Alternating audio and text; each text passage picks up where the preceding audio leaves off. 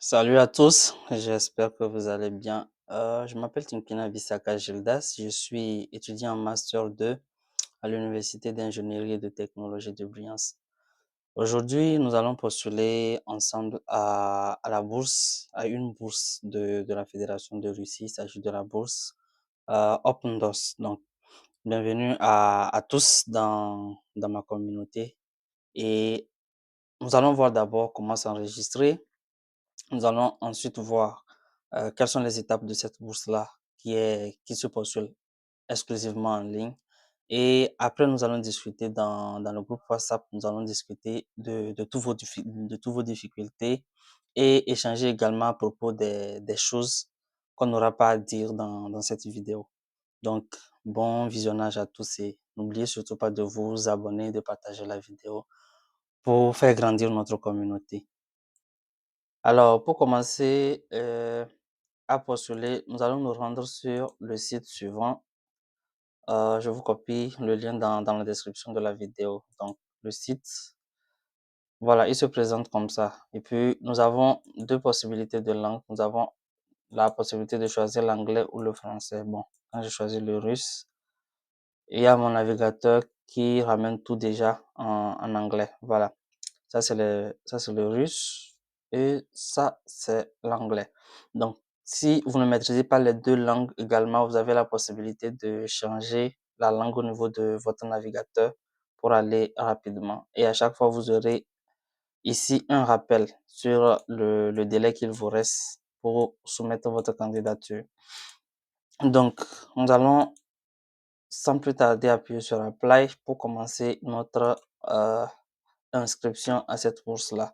Donc, on va nous demander d'abord notre mail. Donc, pour votre mail, vous choisissez un mail valide.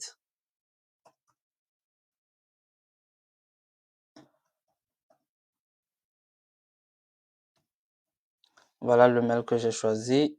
Et ensuite, je coche ici et puis je mets continue. Voilà. Donc, ici, vous avez les informations d'enregistrement. Vous avez le mail, vous avez la langue pour participer à l'Open Doors et puis vous avez la nationalité. Vous choisissez les trois informations. Après, on va passer aux informations. Ici, on demande d'entrer des informations valides, sinon les résultats ne seront pas reconnus. Nous avons ici first name. First name, c'est le prénom. Je mets mon prénom. Ensuite, vous avez last name, nom de famille. Je mets Bissac. Ensuite, vous avez la, la date de naissance. Vous avez la date de naissance. Ensuite, vous passez au sexe. Ici, vous choisissez votre sexe. Vous choisissez votre sexe. Après, vous mettez votre nom, votre numéro. Mettez un numéro accessible. Après, votre mot de passe. Vous pouvez choisir votre mot de passe. Vous pouvez choisir ce qu'on vous propose là. Il n'y a pas de souci. L'essentiel est que vous vous rappelez de ce mot de passe. Donc, je vais plutôt mettre quelque chose comme ça.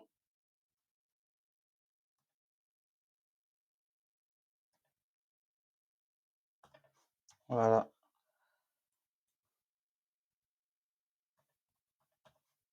Voilà. Maintenant, nous passons au sujet de participation.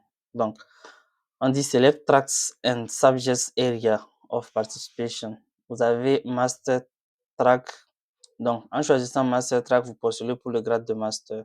Vous avez le doctorat et vous avez le post-doctorat. Donc, pour cette vidéo, on va postuler comme un étudiant qui est en master et qui veut postuler en thèse. Voilà. Donc, que ce soit l'un ou l'autre, vous avez la même chose. D'accord? Au niveau du master, vous cliquez sur les sujets et vous avez les différents sujets et vous choisissez ce qui est de votre domaine.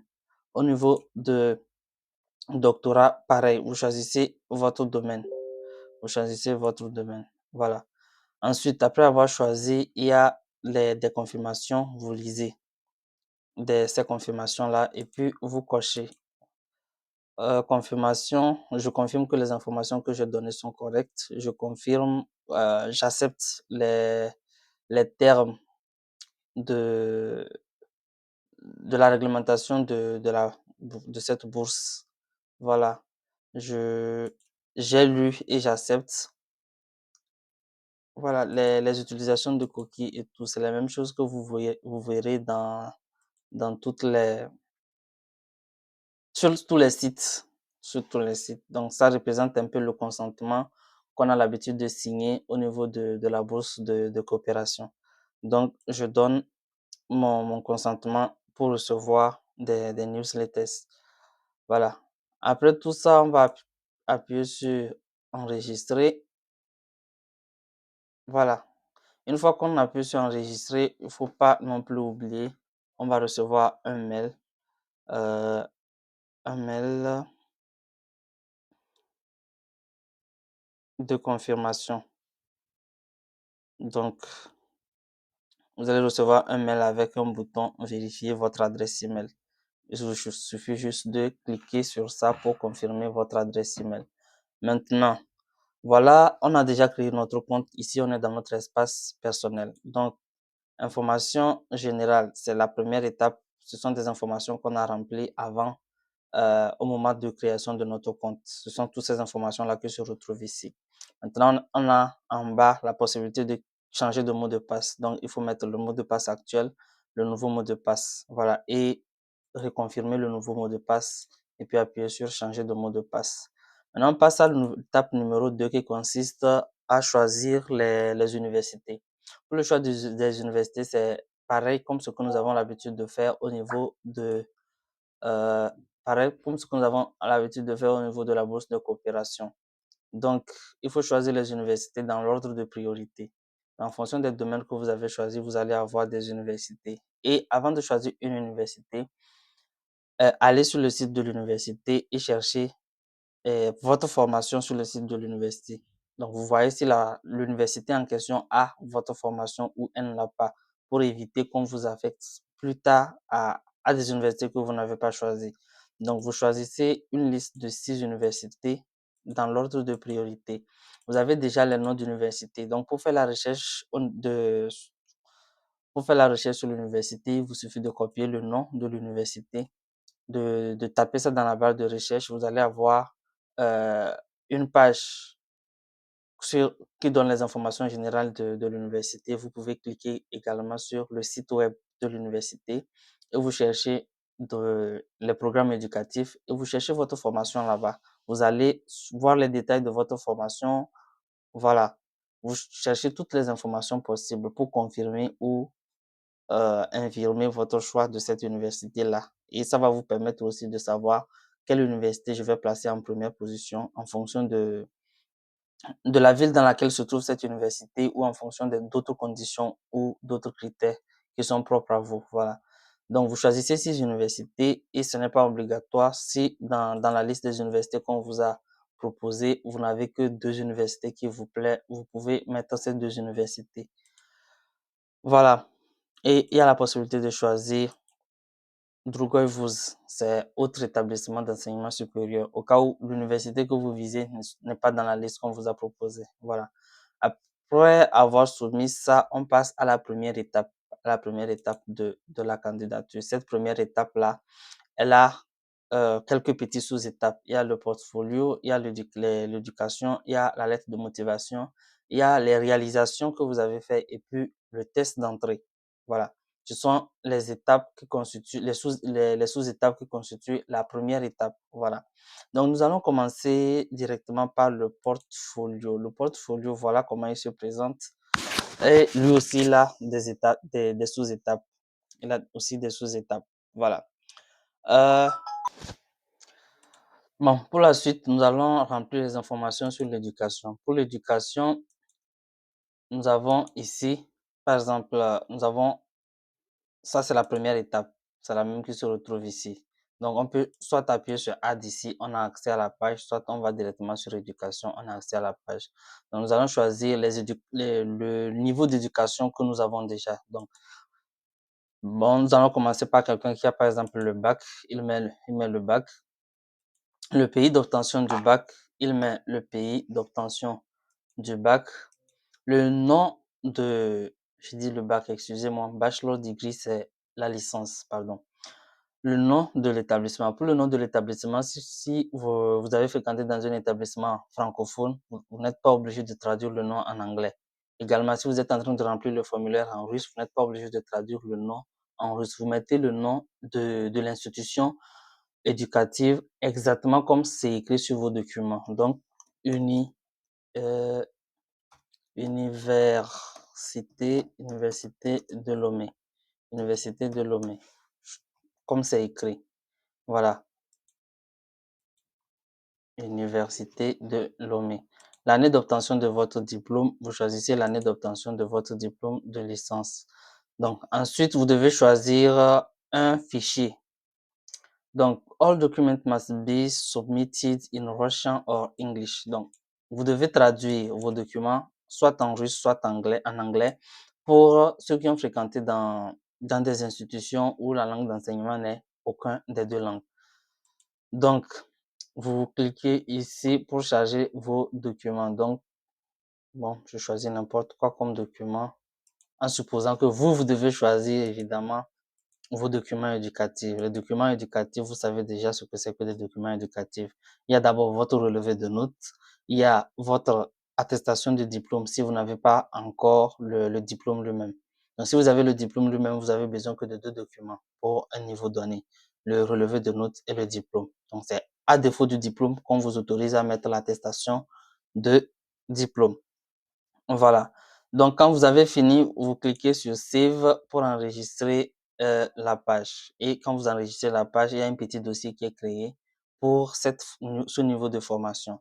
Donc, également, si vous avez un autre diplôme, vous pouvez cliquer Add pour ajouter cet autre diplôme.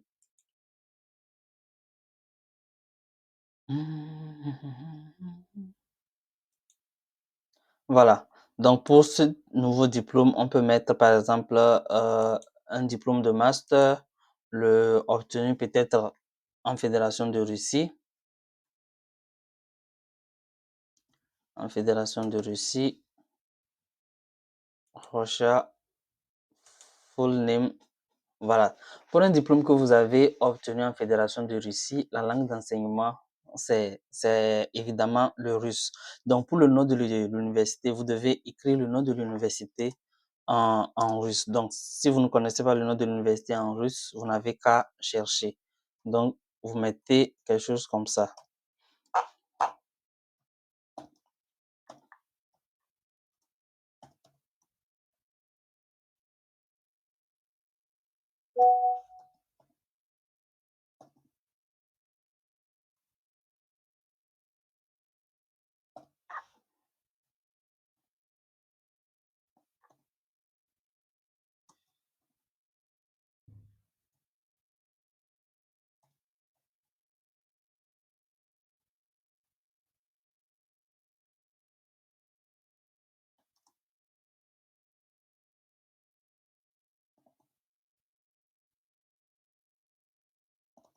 Voilà, vous mettez le nom de l'université comme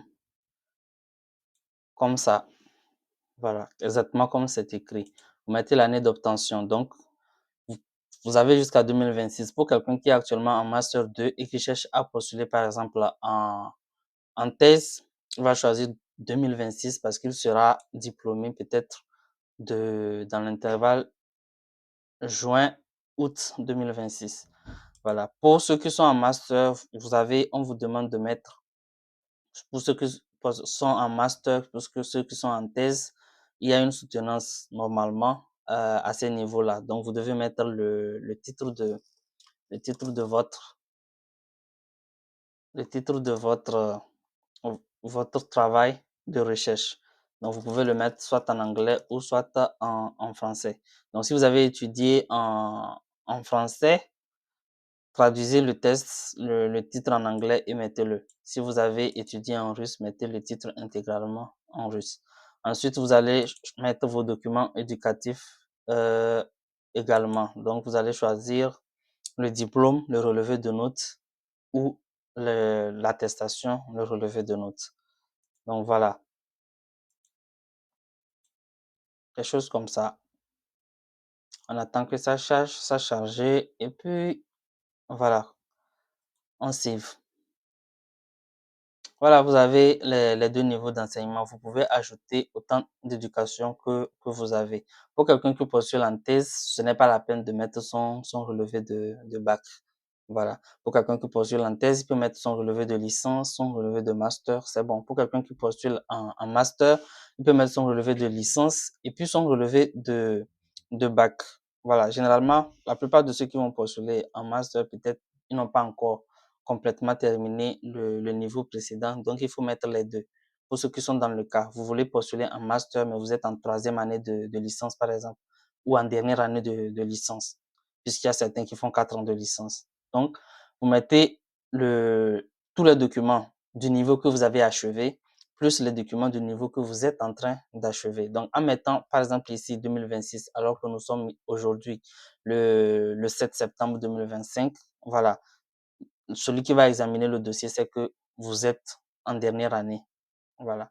Parce que si vous mettez, vous postulez alors que vous êtes en dernière année pour un niveau N plus 1, c'est que, et vous n'avez pas fini le niveau en question avant septembre 2026, c'est que votre bourse sera annulée tout simplement. Voilà. Maintenant, après avoir rempli les informations sur l'éducation, on va passer à l'étape suivante qui concerne la lettre de motivation. Voilà. Pour la lettre de motivation, nous avons ici choisi 2 profils au début. Health and Environmental Science for bon, je dis ça en français. Euh, Terre et sciences environnementales pour la durabilité. Voilà, ou pour une gestion durable, quelque chose comme ça. Donc, on a 2 niveaux, on a le master, on a le doctorat. Donc, pour ajouter la lettre de motivation, nous allons cliquer sur le niveau qui nous intéresse. Voilà, on peut faire un et après on complète l'autre pour quelqu'un qui postule dans 2 domaines. Voilà, donc ici, nous avons, description of scientific interest. Donc ici, vous devez d'abord, pour quelqu'un qui postule en thèse, par exemple, vous avez normalement un projet de recherche. Voilà, parce que pour toute personne qui veut postuler à un niveau recherche, il a d'abord un projet de recherche. Si vous avez un projet de recherche, c'est très simple. C'est très simple à remplir cette partie motivation-là. Voilà. Donc, euh, description description du projet de recherche. Ce n'est pas ici que je vais vous dire ce qu'il faut mettre dans cette partie-là. Ici, c'est les objectifs personnels. Ce n'est pas ici que je vais dire également. Maintenant, les acquis professionnels, ce que vous avez.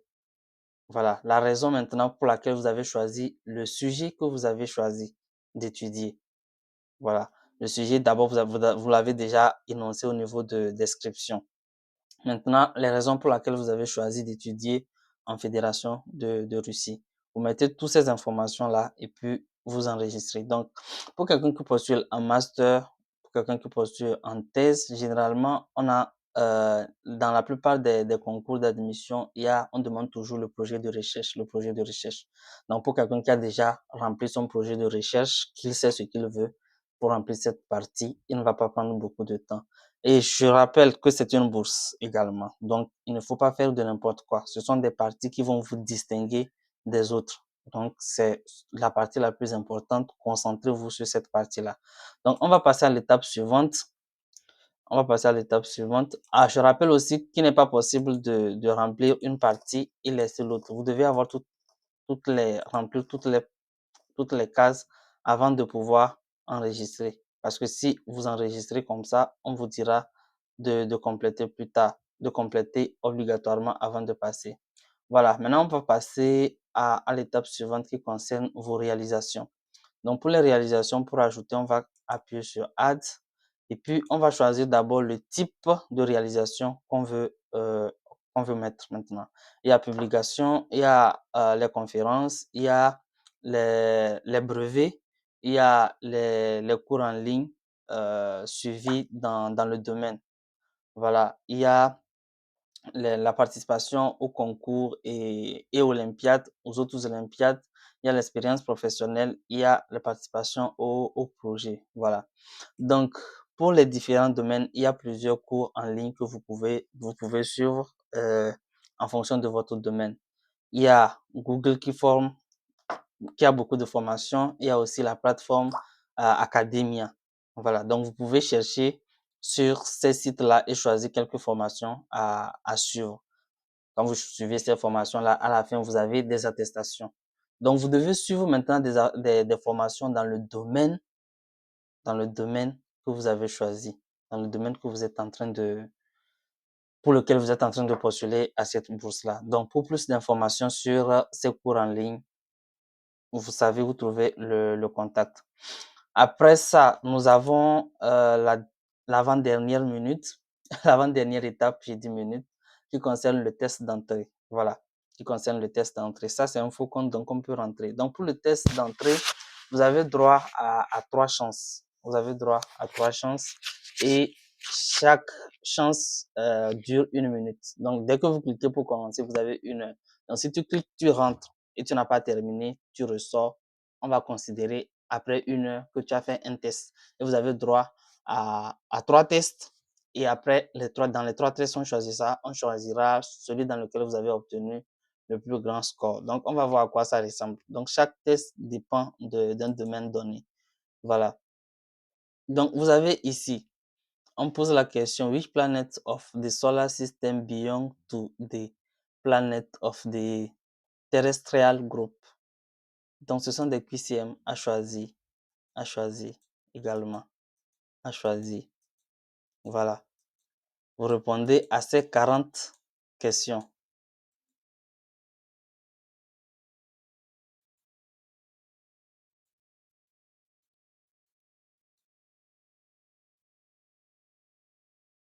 Voilà. Donc, prenez votre temps et répondez à toutes les questions comme il se doit.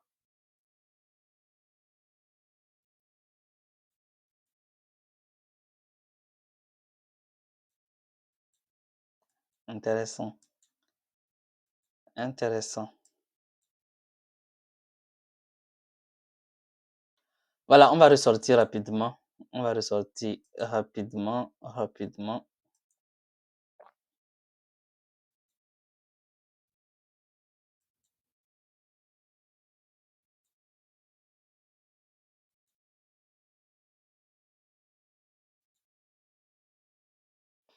Donc,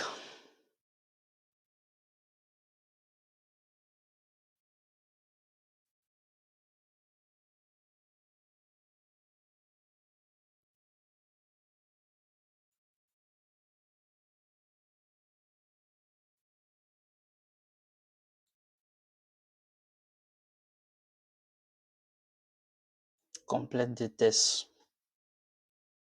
Voilà. Et puis, le premier test est enregistré comme ça. Donc, vous avez commencé le 7 septembre 2025 à 16h26. Vous avez fini le 7 septembre 2025 à 16h28. Donc, 2 minutes. Voilà. Donc, lisez bien les conditions ici. Voilà. Bon, je sais que on a dépassé le temps que je me suis fixé pour la vidéo. Je sais que vous n'aimez pas regarder les vidéos trop longues. Donc, on va essayer de terminer. Donc, on va revenir sur le portfolio. Ici, vous allez voir éducation, education document. Ils ont mis rempli. Lettre de motivation, on n'a pas rempli. Test d'entrée, on n'a répondu à aucune question. Voilà. Donc, le statut de la demande pour les deux niveaux qu'on a choisis, c'est pas encore prêt pour envoyer pour la vérification. Donc, vous devez remplir toutes ces étapes-là. Et ici, vous allez voir prêt pour la vérification. Et c'est après ça que vous allez envoyer. Donc, voilà comment créer votre compte. Vous avez encore 70 jours pour postuler. Donc, faites attention à chaque étape. Pour les questions, préparez-vous bien. Vous avez droit à 3 chances. Ça voudrait dire quoi? À la première chance, vous pouvez, voilà, enregistrer les questions que vous aviez et réfléchir dessus pour que le second tour, vous ayez le maximum de score. Donc, à vous de voir comment vous allez faire. C'est votre domaine. Préparez-vous, même avant le premier test, préparez-vous avant de commencer ce test-là. Donc, merci d'avoir suivi cette vidéo. Dans le lien de la description ou au cours de la vidéo aussi, j'ai laissé mes contacts. Donc, contactez-moi, intégrez mon groupe et puis ensemble, nous allons postuler gratuitement à cette bourse-là. Voilà.